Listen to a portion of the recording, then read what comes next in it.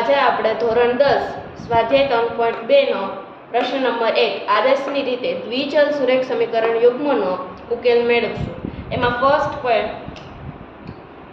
First છે એવો x + y = 14. તો એને આપણે સમીકરણ 1 દઈ દીધું છે ને x - y = 4 ને આપણે સમીકરણ 2 દઈ દીધું છે. તો હવે આપણે આ બંને સમીકરણમાંથી ગમે એમાં, જેમ કે આ સમીકરણમાંથી x ને કરતા બનાવીએ અથવા y ને, અને આમાં પણ એવી જ રીતે x ને બનાવીએ કે y ને. આ બે સમીકરણમાંથી કોઈ એક સમીકરણ લઈ એને કરતા બનાવશું. તો આપણે આ સમીકરણ લઈને તેને કરતા બનાવશું. પહેલા સમીકરણ લખ લઈએ x - y = 4. તો આપણે x ને કરતા બનાવશું તો x લઈ લેશું બરાબર 4 છે એમને, y માઈનસ છે તો ઓલી સાઈડ જશે તો પ્લસ થઈ જશે. અને આપણે દઈ દઈશું સમીકરણ નંબર 3. હવે આ x ની કિંમત આપણે ફાઇન્ડ કરી. તો x ની કિંમત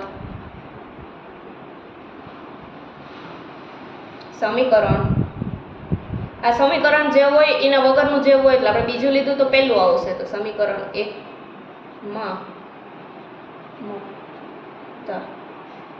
સમીકરણ 1 લખીશું આપણે x + y = 14. તો હવે x ની કિંમત અહીંયા છે હતી એની જગ્યાએ મૂકી દઈએ 4 + y એમને બરાબર 14 એમને. હવે આ બે y ભેગા કરીએ તો 4 + 2y થઈ જશે અને અહીંયા 14 થઈ જાય. 14 ના 14.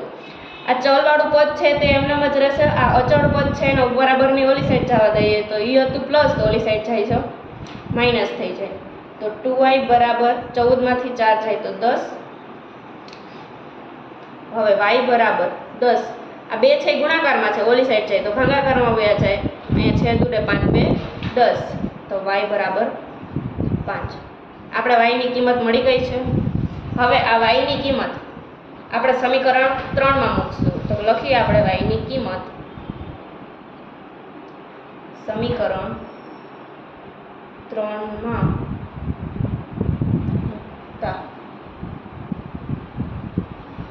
તો સમીકરણ 3 લખીએ પહેલા આપણે x = 4 + y.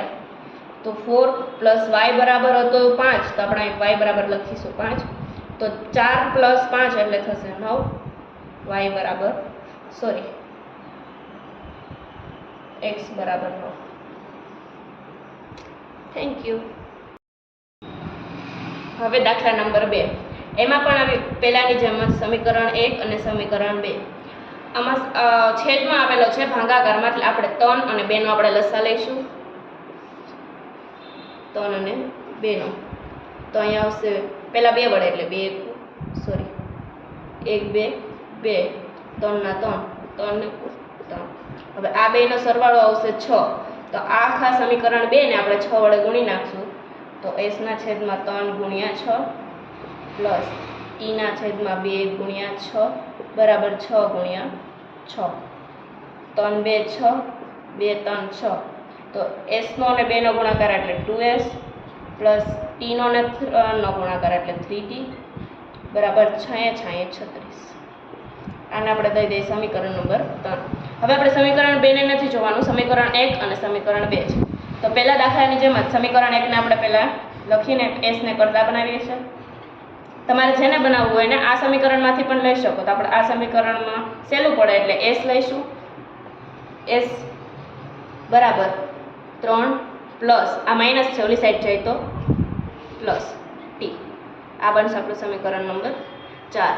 હવે આપણે સમીકરણ 2 માં નહીં પણ 3 માં s ની કિંમત મૂકતા સમીકરણ 3 લખી નાખીશું. 2s + 3t બરાબર 36. હવે s ની કિંમત એટલે 2 3 + t પ્લસ 3t 36. હવે 2 ને આ બે પદ વડે ગુણવાનું છે.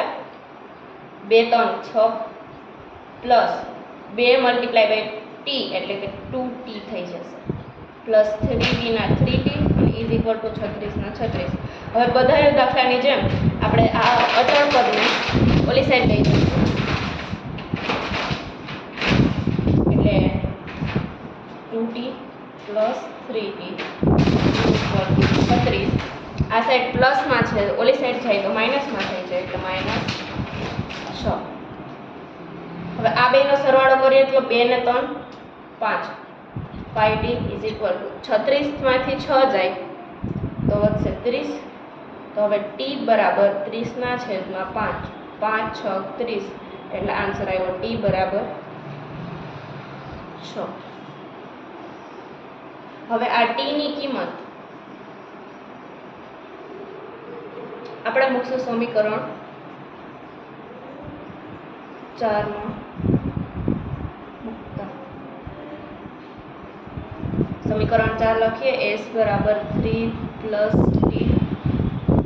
હવે s છે બરાબર 3 + t આપણે 6 મળ્યો, 6 ને 3 9 એટલે s બરાબર 9.